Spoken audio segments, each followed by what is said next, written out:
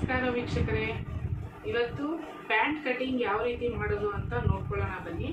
ಕಳೆದ ವಿಡಿಯೋದಲ್ಲಿ ನಾವು ಮೆಜರ್ಮೆಂಟ್ ಯಾವ ರೀತಿ ತಗೊಳ್ಳೋದು ಅಂತ ಕಲ್ತ್ಕೊಂಡಿದ್ವಲ್ಲ, ಈಗ ಅದೇ ಮೆಜರ್ಮೆಂಟ್ಗೆ ಪ್ಯಾಂಟ್ ಕಟಿಂಗು ನೋಡ್ಕೊಳ್ಳೋಣ. ಫಸ್ಟಿಗೆ ಬಟ್ಟೆನ ಈ ರೀತಿ ಲೆಂತಲ್ಲಿ ಹೀಗೆ ಫೋಲ್ಡ್ ಮಾಡ್ಕೊಂಡಿದ್ದೀನಿ.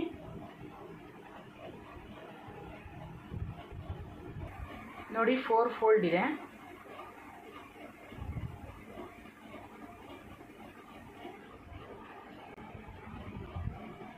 ನನ್ನ ಹತ್ರ ಈ ರೀತಿ ಓಪನ್ ಸೈಡ್ ಇದೆ, ಈ ಕಡೆಗೆ ಫೋಲ್ಡ್ ಸೈಡ್ ಇದೆ. ಈ ರೀತಿ ಎರಡು ಸಪ್ರೇಟ್ ಆಗಿ ಬರಬೇಕು ಫೋಲ್ಡು. ನೋಡಿ ಈ ರೀತಿ ಬಟ್ಟೆ ಇರುತ್ತಲ್ವ, ಇದನ್ನ ಹೀಗೆ ಫೋಲ್ಡ್ ಮಾಡಿ ಇದು ವಿಡ್ತ್ ಆಯಿತು. ವಿಡ್ತ್ ಆಯ್ತಲ್ಲ, ಇದು ಲೆಂತು. ನಮಗೆ ಪ್ಯಾಂಟ್ ಕಟಿಂಗ್ಗೆ ಬೇಕಾಗಿರೋದು ಫಸ್ಟು ನಾವು ಬಟ್ಟೆನ ಪೂರ್ತಿಯಾಗಿ ಈ ರೀತಿ ಓಪನ್ ಮಾಡಿಬಿಟ್ಟು ಹೀಗೆ ಫೋಲ್ಡ್ ಮಾಡ್ಕೋಬೇಕು.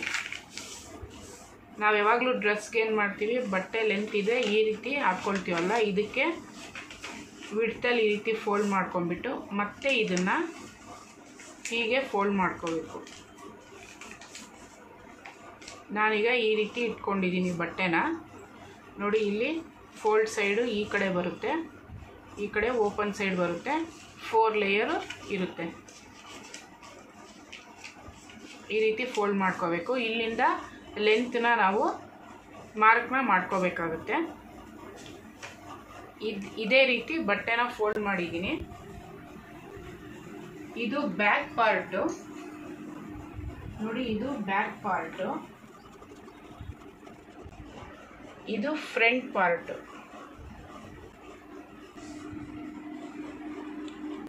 ನೋಡಿ ಬ್ಯಾಕ್ ಪಾರ್ಟ್ನ ನಾವು ಮೇಲೆ ಎಕ್ಸ್ಟ್ರಾ ತಗೋಬೇಕು. ಇದು ಎಕ್ಸ್ಟ್ರಾ ಯಾವ ರೀತಿ ತಗೋಬೇಕು ಅಂದರೆ 40 ಸೈಜಿಂದ ಒಳಗಡೆ ಎಷ್ಟಾದರೂ ಬರಲಿ, ಅದಕ್ಕೆ 2 ಇಂಚ್ ತಗೋಬೇಕು ಬಟ್ಟೆನ. ಇದು 40 ಇಂಚ್ ಮೇಲೆ ಬಂದರೆ 2.5 ತಗೋಬೇಕು.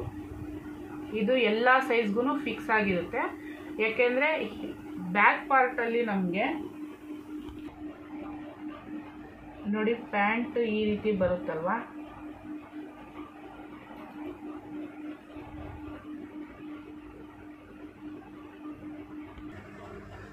ಈ ರೀತಿ ಬರುತ್ತೆ ಪ್ಯಾಂಟು. ನಮಗೆ ಹಿಪ್ ಸೈಜು 40 ಒಳಗಡೆ ಇದ್ದರೆ 2 ಇಂಚು ಬ್ಯಾಕ್ ಸೈಡು ಎಕ್ಸ್ಟ್ರಾ ತಗೋಬೇಕು. ಇದು ಬ್ಯಾಕ್ ಸೈಡು. ಅದೇ 40 ಪ್ಲಸ್ ಇದ್ದರೆ 2.5 ಇಂಚು ತಗೋಬೇಕು. ಇದು ಎಲ್ಲ ಸೈಜ್ಗೂ ಫಿಕ್ಸು. ನಾನು ಮೆಜರ್ಮೆಂಟ್ ಎಷ್ಟಿದೆ ಅಂತ ಹೇಳ್ತೀನಿ, ಆದರೆ ನೀವು ಯಾವುದೇ ನಿಮ್ಮ ಸೈಜಲ್ಲೂ ಬೇಕಾದರೂ ಇದೇ ರೀತಿ ನೀವು ಪ್ಯಾಂಟ್ನ ಕಟಿಂಗ್ ಮಾಡ್ಕೋಬೋದು. ಈ ರೀತಿ ತಗೋಬೇಕಾಗುತ್ತೆ. ಇಲ್ಲಿ 45 ಇದೆ ಹಿಪ್ ಸೈಜು, ಅದಕ್ಕೆ ನಾನು 2.5 ತೊಗೊಂಡಿದ್ದೀನಿ. 2.5 ಮೇಲೆ ಬಟ್ಟೆ ಬಿಟ್ಟು ಫ್ರಂಟ್ ಪಾರ್ಟ್ಗೆ ಅಲ್ಲಿಂದ ಬಟ್ಟೆನ ಕೆಳಗಡೆ ತೊಗೊಂಡಿರೋದು. ಈಗ ನಾವಿಲ್ಲಿ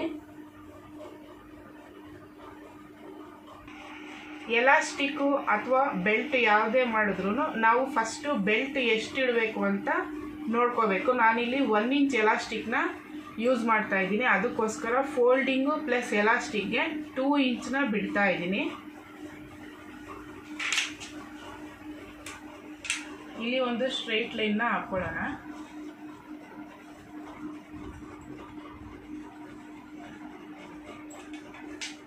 ಟೂ ಇಂಚ್ ಆದಮೇಲೆ ಇಲ್ಲಿಂದ ಫುಲ್ ಲೆಂತ್ನ ತಗೋಬೇಕು. ಲೆಂತ್ ಬಂದು 39 ಬಂದಿದೆ ಅಲ್ಲ, 39 ನಾನು ಪೂರ್ತಿ ಲೆಂತ್ನ ತಗೊಳ್ತಾ ಇದ್ದೀನಿ. ಹಾಗೆ ಬಾಟಮ್ ಫೋಲ್ಡು ನೀವು 4 ಇಂಚು ಅಥವಾ 2 ಇಂಚು ಎಷ್ಟು ಬೇಕಾದರೂ ತೊಗೋಬೋದು. ನಿಮ್ಮ ಅಂದಾಜು ಮೇಲೆ ನೀವು ತೊಗೊಳ್ಳಿ.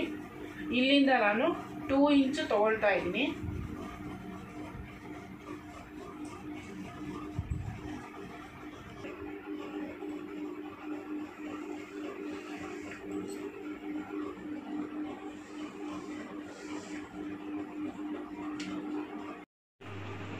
ಇಲ್ಲಿ ಸೆಲ್ವೇಟ್ಸ್ ಬರುತ್ತಲ್ವ, ಇದು ನಮಗೆ ಅವಶ್ಯಕತೆ ಇರೋದಿಲ್ಲ. ನಾವು ಪ್ಯಾಂಟ್ ಕಟಿಂಗ್ ಮಾಡುವಾಗ ಇಲ್ಲಿ 1/2 ಇಂಚ್ ಬಿಟ್ಬಿಟ್ಟು ಮತ್ತೆ ಇಲ್ಲಿಂದ ನಾವು ಮಾರ್ಕ್ನ ಮಾಡ್ಕೋಬೇಕಾಗುತ್ತೆ. ಅದಕ್ಕೆ ಇಲ್ಲಿ 1/2 ಇಂಚ್ಗೆ ಒಂದು ಲೈನ್ನ ಹಾಕ್ಕೊಳ್ಳೋಣ.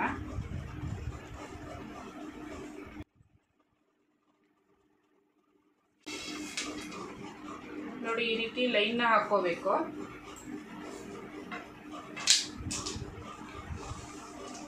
ಈಗ ಇಲ್ಲಿಂದ ನಾವು ಪ್ಯಾಂಟ್ ಕಟಿಂಗ್ನ ಸ್ಟಾರ್ಟ್ ಮಾಡೋಣ. ಫುಲ್ ಲೆಂತ್ ತೊಗೊಂಡಿದ್ದೀವಿ. ಹಾಗೆ ವೇಸ್ಟ್ ಬಂದುಬಿಟ್ಟು ಹಿಪ್ ರೌಂಡು 45 ಇದೆಯಲ್ಲ, ಅದನ್ನು ಡಿವೈಡೆಡ್ 4 ಮಾಡಬೇಕು. ನೋಡಿ, 45 ಹಿಪ್ ರೌಂಡ್ ಇದೆ. 45ಗೆ ಡಿವೈಡೆಡ್ 4 ಮಾಡಬೇಕು. 4 ಮಾಡಿದ್ರೆ 11.25 ಬರುತ್ತೆ. ಇದಕ್ಕೆ ಪ್ಲಸ್ 1.5 ಆ್ಯಡ್ ಮಾಡಬೇಕು. 12.75 ಬರುತ್ತೆ. 12.25 ಇಂಚನ್ನ ನಾವು ವೇಸ್ಟ್ಗೆ ತೊಗೋಬೇಕು. ಇದು ಎಲ್ಲ ಸೈಜ್ಗೂ 45 ಹಿಪ್ ರೌಂಡ್ ಎಷ್ಟಿರುತ್ತೋ ಅದಕ್ಕೆ ಡಿವೈಡೆಡ್ 4 ಮಾಡಬೇಕು. ಹಾಗೆ ಅದಕ್ಕೆ 1.5 ಪ್ಲಸ್ ಮಾಡಬೇಕು. ಇದು ಎಲ್ಲ ಸೈಜ್ಗೂ ಫಿಕ್ಸ್ ಇರುತ್ತೆ. ನೋಡಿ, ಈಗ ಹಿಪ್ ವೇಸ್ಟ್ಗೆ ನಾವು ಇಲ್ಲಿಂದ ಮೇಲಿಂದ ನಮಗೆ ಎಷ್ಟು ಬಂತು? 12.75 ಬಂತಲ್ಲ. 12.75ಗೆ ಇಲ್ಲಿಗೆ ಮಾರ್ಕ್ನ ಮಾಡ್ಕೋಬೇಕು. ಹಾಗೆ ಇಲ್ಲಿಂದನೂ ಇದೇ ರೀತಿ ಮಾರ್ಕ್ನ ಮಾಡಿ ಇದನ್ನು ಜಾಯಿನ್ ಮಾಡ್ಕೋಬೇಕು. ನಾವೇನಿಲ್ಲಿ 1/2 ಇಂಚ್ ಬಿಟ್ಟಿದ್ದೀವಲ್ಲ, ಇದನ್ನು ಬಿಟ್ಬಿಟ್ಟು ಈ ಲೈನಿಂದ ಮಾರ್ಕ್ನ ಮಾಡ್ಕೋಬೇಕು. ನೋಡಿ, 12.75 ಇಲ್ಲಿಗೆ ಕರೆಕ್ಟಾಗಿ ಬಂದಿದೆ. ಇದು ನಮಗೆ ವೇಸ್ಟ್ ರೌಂಡ್ ಆಯಿತು ಅಲ್ವಾ. ಈಗ ಫುಲ್ ಲೆಂತು ವೇಸ್ಟ್ ರೌಂಡ್ನ ನಾವು ಮಾರ್ಕ್ನ ಮಾಡ್ಕೊಂಡಿದ್ದೀವಿ. ಕ್ರಾಚ್ ಲೆಂತ್ನ ನಾವು ಯಾವ ರೀತಿ ಮಾರ್ಕ್ನ ಮಾಡೋದು ಇದನ್ನು ನೋಡ್ಕೊಳ್ಳೋಣ. ಇದು ತುಂಬಾ ಇಂಪಾರ್ಟೆಂಟ್ ಆಗುತ್ತೆ. ನೋಡಿ, ಕ್ರಾಚ್ ಲೆಂತ್ಗೆ ಹಿಪ್ಪು 45 ಇದೆ. ಡಿವೈಡ್ 4 ಮಾಡಬೇಕು. 4 ಮಾಡಿದ್ರೆ 11.25 ಬಂತಲ್ಲ. ಇದಕ್ಕೆ ಪ್ಲಸ್ 0.50 1/2 ಇಂಚನ್ನ ಆ್ಯಡ್ ಮಾಡಬೇಕು. ನೋಡಿ ಎಷ್ಟು ಬಂತು? 11.75 ಬಂದಿದೆ. ಇದು ನಮಗೆ ಕ್ರಾಚ್ ಲೈನ್ ಆಗುತ್ತೆ. ಕ್ರಾಚ್ ಲೈನು ಯಾವ ರೀತಿ ತೊಗೊಳ್ಳೋದು ತೋರಿಸ್ತೀನಿ. ನೋಡಿ, ಕ್ರಾಚ್ ಲೆಂತ್ನ ಇಲ್ಲಿ ನಾವೇನು ವೇಸ್ಟ್ಗೆ ಮಾರ್ಕ್ ಮಾಡಿದ್ದೀವಲ್ಲ, ಇಲ್ಲಿಂದ ಕೆಳಗಡೆ ತಗೋಬೇಕು. 11.75ಗೆ ಇಲ್ಲಿ ಮಾರ್ಕ್ನ ಮಾಡ್ಕೊಳ್ತಾ ಇದ್ದೀನಿ. ಇಲ್ಲಿ ನಮಗೆ ಲೈನು ಕರೆಕ್ಟಾಗಿ ಬರಲಿ ಅಂತ ಇಲ್ಲೂ ಸಹ ಮಾರ್ಕ್ನ ಮಾಡ್ಕೊಳ್ತಾ ಇದ್ದೀನಿ.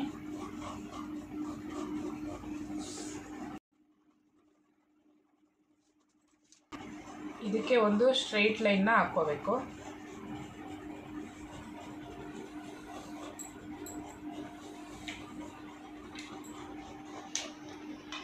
ಈಗ ನಮಗೆ ಕ್ರಾಚ್ ಲೆಂತೂ ಸಿಕ್ತಲ್ವ. ನಿಮ್ಮದು ಯಾವುದೇ ಸೈಜ್ ಇರಲಿ, ಹಿಪ್ ರೌಂಡ್ನ ಡಿವೈಡೆಡ್ 4 ಮಾಡಿ ಅದಕ್ಕೆ 1/2 ಇಂಚನ್ನ ಸೇರಿಸಿದ್ರೆ ನಮಗೆ ಕ್ರಾಚ್ ಲೆಂತು ಸಿಗುತ್ತೆ. ಆಯ್ತಲ್ವ. ಕ್ರಾಚ್ ಲೆಂತ್ ಆದಮೇಲೆ ಥೈ ರೌಂಡ್ ಯಾವ ರೀತಿ ತೊಗೋಬೇಕು, ಇದನ್ನು ನಾವು ಮಾರ್ಕ್ನ ತೊಗೊಳಕ್ಕಾಗೋದಿಲ್ಲ, ತೊಗೊಂಡಿರೋದಿಲ್ಲ. ಇದನ್ನು ಯಾವ ರೀತಿ ತೊಗೋಬೇಕು ಅಂದರೆ, ಅದೇ ರೀತಿ ಹಿಪ್ ರೌಂಡ್ನ ನಾವು ಮೆಜರ್ ತೊಗೋಬೇಕು. 45 ಇದೆಯಲ್ಲ, 45ನ ಡಿವೈಡೆಡ್ 3 ಮಾಡಬೇಕು. 3 ಮಾಡಿದ್ಮೇಲೆ ಎಷ್ಟು ಬಂತು? 15 ಬಂದಿದೆ ಅಲ್ವಾ. 15ಗೆ ಮತ್ತೆ ನಾವು 1/2 ಇಂಚನ್ನ ಸೇರಿಸ್ಬೇಕು. ನೋಡಿ, 15.50 ಬರುತ್ತೆ. 15.5 ಇದನ್ನು ನಾವು ಥೈ ರೌಂಡ್ಗೆ ಮೆಜರ್ನ ತಗೋಬೇಕು.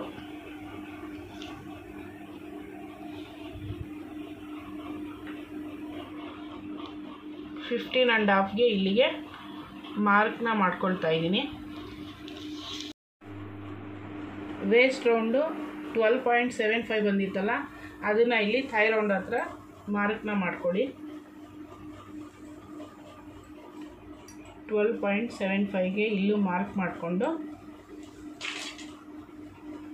ಈ ಎರಡೂ ಲೈನನ್ನು ಜಾಯಿನ್ ಮಾಡಬೇಕು.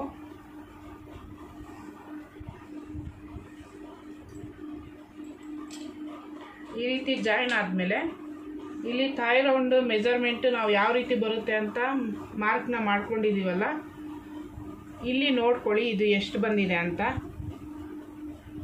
ನೋಡಿ 3 ಇಂಚಿಗೆ 1 ಲೈನ್ ಕಮ್ಮಿ ಬಂದಿದೆ, ಅಷ್ಟೇ ಇಲ್ಲಿಂದನೂ ತಗೊಳ್ಳಿ.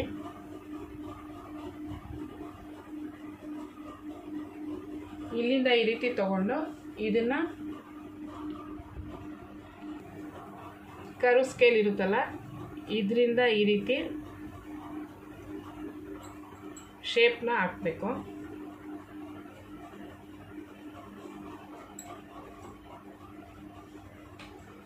ಇಲ್ಲಿಂದ ಎಷ್ಟು ಬರುತ್ತೋ ಅಷ್ಟೇ ಇಲ್ಲಿಂದ ತಗೊಂಡು ಕರ್ವ್ ಸ್ಕೇಲಿಂದ ಈ ರೀತಿ ಹಾಕೊಳ್ಳಿ. ಇಲ್ಲ ಅಂದರೆ ನೀಟಾಗಿ ಮಾರ್ಕ್ ಮಾಡ್ತೀನಿ ಅಂದರೆ ಕೈಯಿಂದನೂ ಈ ರೀತಿ ಮಾರ್ಕ್ನ ಮಾಡ್ಕೊಳ್ಳಿ.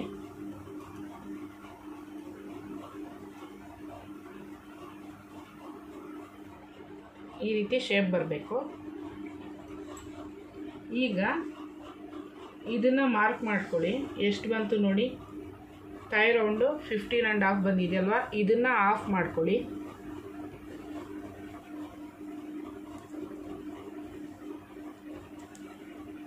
ಆಫ್ ಮಾಡಿ ಇಲ್ಲಿಂದ ಒಂದು ಮಾರ್ಕ್ನ ಮಾಡಿ.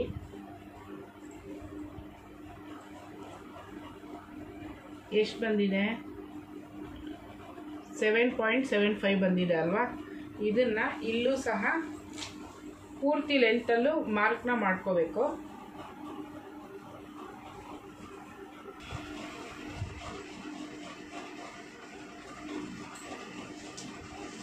ಇದಕ್ಕೆ ಒಂದು ಸ್ಟ್ರೈಟ್ ಲೈನ್ನ ಹಾಕೋಬೇಕು.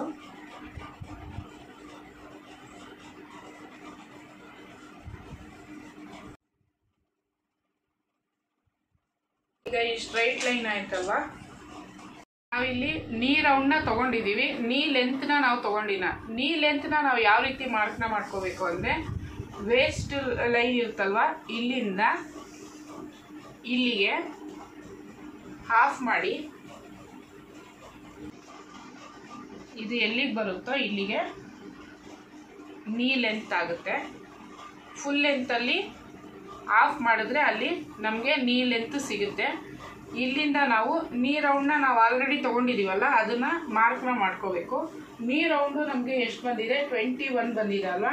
21ನ್ನು ಆಫ್ ಮಾಡಿ, 21ನ ಆಫ್ ಮಾಡೋದ್ರೂ ತೊಗೋಬೋದು, ಇಲ್ಲಾಂದರೆ 4th ಪಾರ್ಟ್ ಬೇಕಾದ್ರೂ ಮಾಡ್ಬೋದು. ಇದರಲ್ಲಿ ಡಿವೈಡ್ 4 ಮಾಡ್ತೀನಿ ಒಂದೇ ಸಲ ನಾನು. 5.25 ಬಂದಿದೆಯಲ್ಲ, 5.25ನ ನಾವು ಯಾವ ರೀತಿ ಮಾರ್ಕ್ನ ಮಾಡ್ಕೋಬೇಕು ಅಂದರೆ, ಇಲ್ಲಿ ಒಂದು ಸ್ಟ್ರೈಟ್ ಲೈನ್ನ ಹಾಕ್ಕೊಂಡ್ಬಿಡೋಣ ಫಸ್ಟಿಗೆ.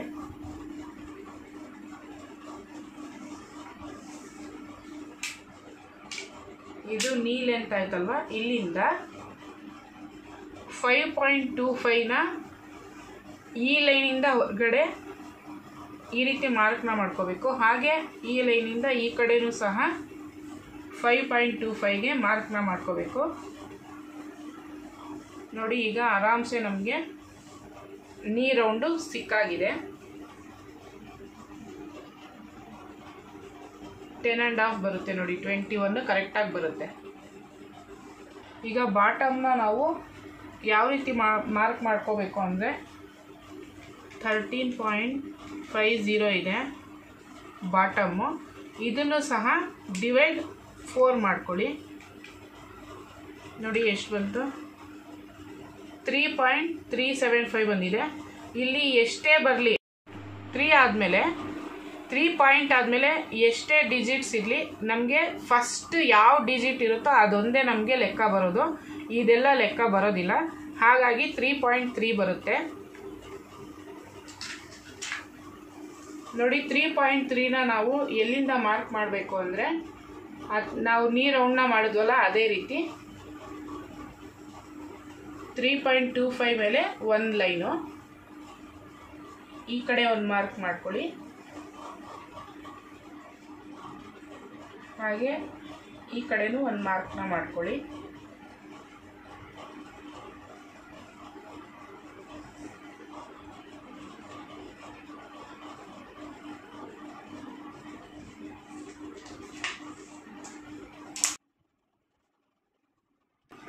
ಈಗ ಇದಿಷ್ಟು ಮಾರ್ಕ್ ಆಯ್ತಲ್ವ, ಇದು ಯಾವುದೇ ಸೈಜ್ ಇರಲಿ. ಅದಕ್ಕೆ ನಾನು ಹೇಳಿರೋ ಮೆಥಡಲ್ಲಿ ನೀವು ಫಾಲೋ ಮಾಡಿದ್ರೆ ಆರಾಮ್ಸೆ ನೀವು ಕರೆಕ್ಟಾಗಿ ಪ್ಯಾಂಟ್ ಕಟ್ಟಿಂಗ್ನ ಮಾಡ್ಬೋದು.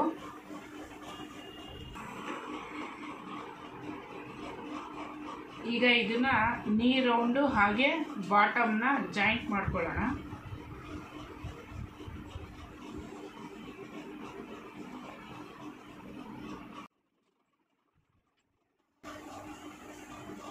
ನೋಡಿ, ಈ ಕಡೆ ನಿಮಗೆ ಲೆಗ್ ಕರ್ವ್ ಸ್ಕೇಲ್ ಇದ್ದರೆ ಆರಾಮ್ಸೆ ಲೆಗ್ ಕರ್ವ್ ಸ್ಕೇಲ್ನ ಇಟ್ಬಿಟ್ಟು ಒಂದೇ ಸಲ ಮಾರ್ಕ್ನ ಮಾಡ್ಕೋಬೋದು. ಇಲ್ಲ ಅಂದರೆ ಈ ರೀತಿ ಕೈಯಲ್ಲಿ ಬೇಕಾದ್ರೂ ಮಾರ್ಕ್ನ ಮಾಡ್ಬೋದು.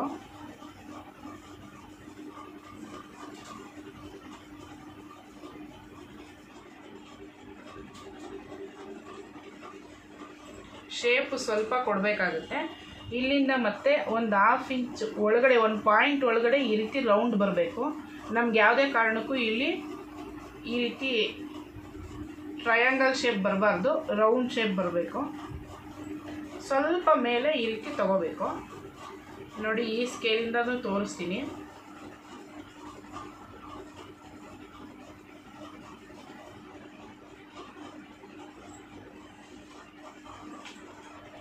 ಶೇಪು ಈ ರೀತಿ ಬರಬೇಕು. ಇಲ್ಲೂ ಸಹ ಇದೇ ರೀತಿ ಶೇಪ್ನ ಮಾಡ್ಕೋಬೇಕು. ಇದಿಷ್ಟು ಫ್ರಂಟ್ ಪಾರ್ಟ್ ಆಯಿತು. ಇಲ್ಲಿಗೆ ನಾವು ಫೋಲ್ಡ್ ಮಾಡೋದಕ್ಕೋಸ್ಕರ ಸ್ವಲ್ಪ 1 ಇಂಚು ಇಲ್ಲ 1.5 ಇಂಚಷ್ಟು, 1 ಇಂಚಷ್ಟು ತಗೊಳ್ಳಿ. ಈ ರೀತಿ ಕ್ರಾಸ್ನ ಮಾರ್ಕ್ ಮಾಡ್ಕೊಳ್ಳಿ.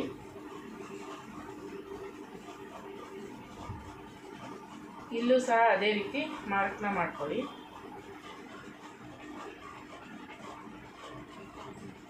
ಇದು ಸ್ಟ್ರೈಟ್ ಮೆಜರ್ಮೆಂಟ್ ಕರೆಕ್ಟಾಗಿ ಬರುತ್ತೆ. ಇದು ಸ್ವಲ್ಪ ಕ್ರಾಸ್ ಅಂದರೆ ನಾವು ಫೋಲ್ಡ್ ಮಾಡ್ತೀವಲ್ಲ, ಇಲ್ಲಿಗೆ ಕರೆಕ್ಟಾಗಿ ಆ ಬಟ್ಟೆ ಕೂರುತ್ತೆ. ಅದಕ್ಕೋಸ್ಕರ ಇಲ್ಲಿ ಕ್ರಾಸಲ್ಲಿ ತೊಗೊಂಡಿರೋದು. ಇದಿಷ್ಟು ಫ್ರಂಟ್ ಪಾರ್ಟ್ ಆಯ್ತಲ್ವ. ಈಗ ಬ್ಯಾಕ್ ಪಾರ್ಟ್ ಯಾವ ರೀತಿ ಮಾರ್ಕ್ನ ಮಾಡ್ಕೋಬೇಕು ಅದನ್ನು ಸಹ ಒಂದೇ ಸಲ ಮಾರ್ಕ್ನ ಮಾಡ್ಕೊಂಡ್ಬಿಡೋಣ.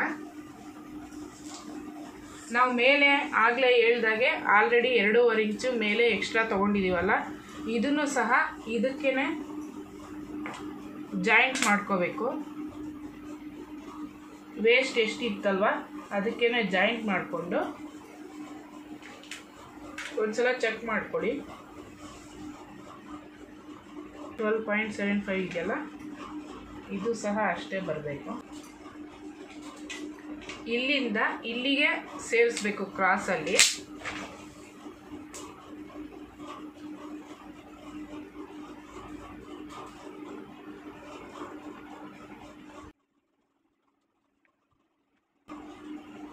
ಈ ರೀತಿ ಕ್ರಾಸಲ್ಲಿ ಸೇರಿಸ್ಬಿಟ್ಟು ಇದನ್ನ ನೋಡ್ಕೊಳ್ಳಿ ಎಷ್ಟು ಬರುತ್ತೆ ಅಂತ. ಕ್ರಾಸ್ ಇದೆ ಅಲ್ವಾ, ಲೆಂತ್ ಸ್ವಲ್ಪ ಹೆಚ್ಚು ಕಮ್ಮಿ ಬರುತ್ತೆ. ನೋಡಿ, ನನ್ನ ಮೆಜರ್ಮೆಂಟ್ ನಾನು ಮಾರ್ಕ್ ಮಾಡಿರೋದು ಇದು ಕರೆಕ್ಟಾಗಿ ಇದೇ ಮಾರ್ಕಿಗೆ ಬಂದಿದೆ. ಸ್ವಲ್ಪ ಹೆಚ್ಚು ಕಮ್ಮಿ ಬಂದ್ರೂ ಅಲ್ಲಿ ಮಾರ್ಕ್ನ ಮಾಡಿಕೊಂಡು ಅಲ್ಲಿಂದ ಸ್ವಲ್ಪ ಕ್ರಾಸಾಗಿ ತಗೊಳ್ಳಿ ಅಷ್ಟೇ. ಇದು ಬ್ಯಾಕ್ ಪಾರ್ಟ್ದು ಮೇಲ್ಗಡೆ ಸೈಡ್ದು ಆಯ್ತಲ್ವ. ಈಗ ಇಲ್ಲಿ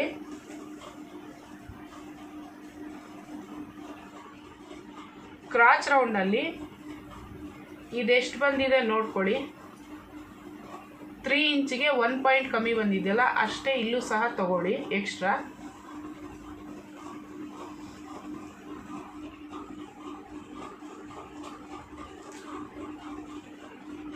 ಇಲ್ಲಿಂದ 1.5 ಇಂಚು ಹೊರಗಡೆ ತಗೋಬೇಕು. ನೀ ರೌಂಡ್ ನಾವೇನು ತೊಗೊಂಡಿದ್ದೀವಲ್ಲ, ಇಲ್ಲಿಂದ 1.5ಗೆ ಹೊರಗಡೆ ಮಾರ್ಕ್ನ ಮಾಡ್ಕೊಳ್ಳಿ.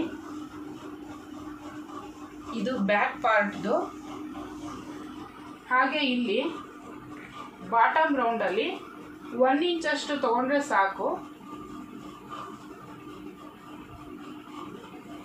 ಇಲ್ಲಿಂದ ಮತ್ತೆ 1.5 ಇಂಚಷ್ಟು ಇಲ್ಲಿ ಎಕ್ಸ್ಟ್ರಾನ ತಗೊಂಡು ಈ ರೀತಿ ಇಲ್ಲಿ ಕ್ರಾಸ್ನ ಮಾರ್ಕ್ ಮಾಡಿಕೊಂಡು ಈ ಲೈನ್ಸ್ನ ಜಾಯಿಂಟ್ ಮಾಡಬೇಕು.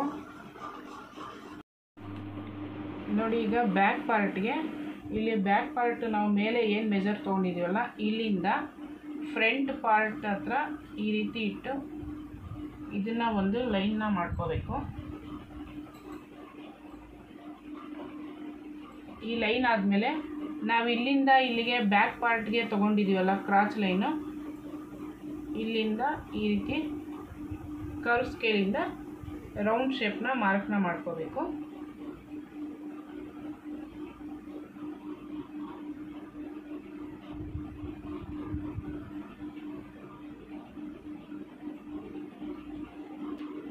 ಇದಿಷ್ಟು ಫ್ರಂಟ್ ಪಾರ್ಟು ಹಾಗೆ ಬ್ಯಾಕ್ ಪಾರ್ಟು ಒಂದೇ ಸಲ ಮಾರ್ಕಿಂಗು ಆಗಿದೆ. ಈಗ ಇದನ್ನು ನಾವು ಏನು ಮಾರ್ಕಿಂಗ್ ಮಾಡಿದ್ದೀವಲ್ಲ ಇದನ್ನು ಕಟಿಂಗ್ ಮಾಡ್ಕೊಳ್ಳೋಣ. ನೋಡಿ, ಇಲ್ಲಿ ಓಪನ್ ಸೈಡಿಂದ ನಾವು ಮಾರ್ಕ್ನ ಮಾಡಿರೋದು, ಇಲ್ಲಿ ಫೋಲ್ಡ್ ಸೈಡಲ್ಲಿ ಬಟ್ಟೆ ಈ ರೀತಿ ಜಾಸ್ತಿ ಮಿಕ್ಕುತ್ತೆ. ಇದು ಬೇರೆ ಇದಕ್ಕೆ ಯೂಸ್ ಆಗುತ್ತೆ.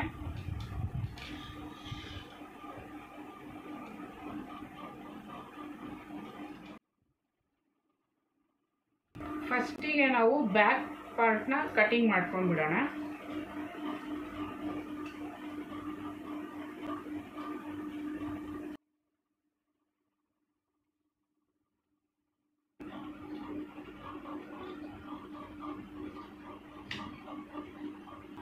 ಈ ಸೈಡಲ್ಲೂ ಸಹ ಕಟ್ ಮಾಡ್ಕೊಂಡ್ಬಿಡೋಣ ಈಗಲೇ.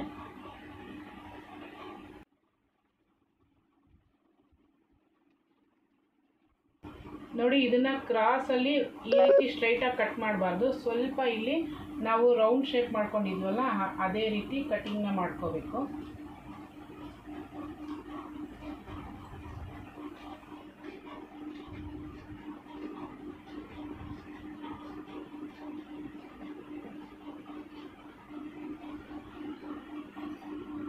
ಹೀಗೆ ರೌಂಡಾಗಿ ಬರಬೇಕಿಲ್ಲಿ.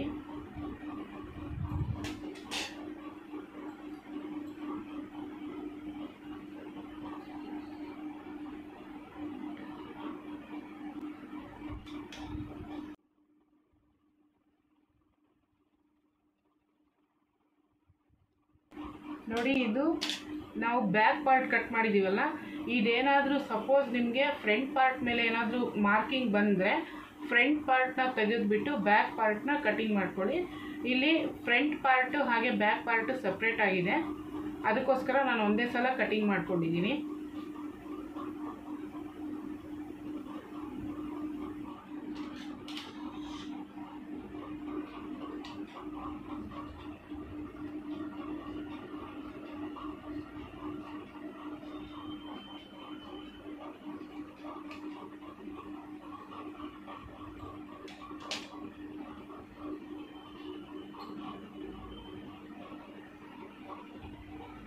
ನೋಡಿ, ಇದು ಬ್ಯಾಕ್ ಪಾರ್ಟ್ ರೆಡಿ ಆಗಿದೆ. ಫ್ರಂಟ್ ಪಾರ್ಟ್ನ ಕಟಿಂಗ್ ಮಾಡ್ಕೊಳ್ಳೋಣ ಈಗ.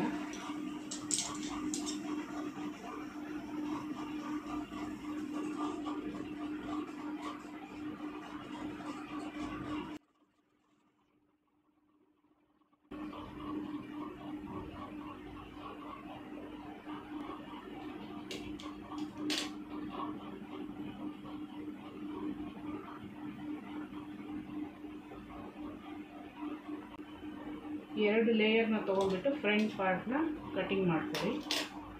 ನೋಡಿ, ಇದು ಬ್ಯಾಕ್ ಪಾರ್ಟ್ ಇದೆ.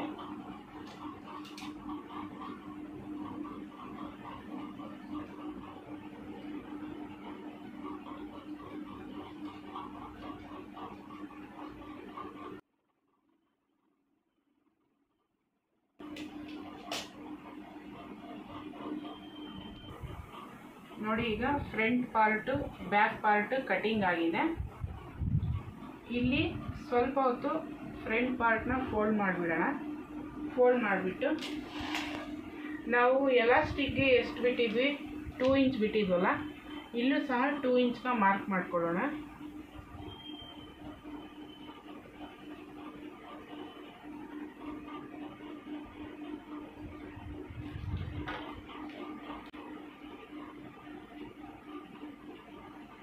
ಇದನ್ನು ಒಂದು ಸ್ಟ್ರೈಟ್ ಲೈನ್ನ ಮಾರ್ಕ್ ಮಾಡಿಕೊಂಡು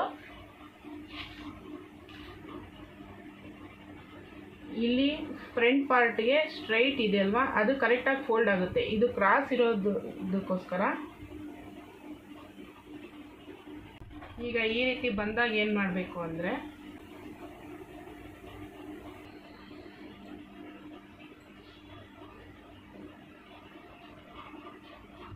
ಈ ರೀತಿ ನಾವು 2 ಇಂಚನ್ನ ಫೋಲ್ಡ್ ಮಾಡಿಬಿಟ್ಟು ನೋಡಿ, ಇಲ್ಲಿ ಫೋಲ್ಡಿಂಗ್ಗೆ ಸ್ವಲ್ಪ ಕಮ್ಮಿ ಬರುತ್ತಲ್ವ, ಅದಕ್ಕೋಸ್ಕರ ಇಲ್ಲಿ ಸ್ವಲ್ಪ ಕ್ರಾಸಾಗಿ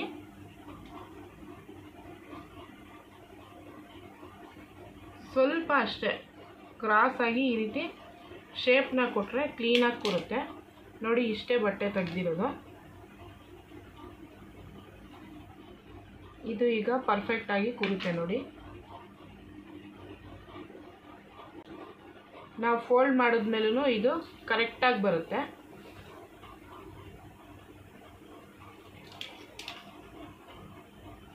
ಸ್ವಲ್ಪ ಶೇಪ್ನ ಕೊಟ್ಬಿಟ್ರೆ ಸಾಕು.